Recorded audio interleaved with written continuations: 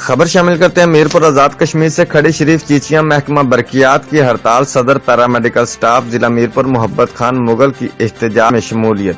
صحافیوں سے گفتگو کرتے ہوئے کہا، جو محکمہ برقیات کے مطالبات ہیں حکومت انہیں منظور کرے۔ محکمہ برقیات اور محکمہ صحت نے کرونا وائرس کے دوران بھی عوام کی خدمت کی ہے۔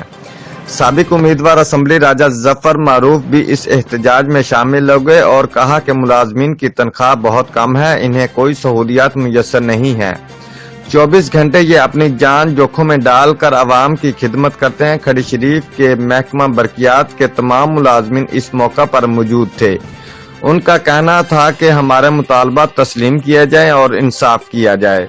Report Chaudhry Rafiq, general reporter, Geo express news, Mirpur Azad Kashmir.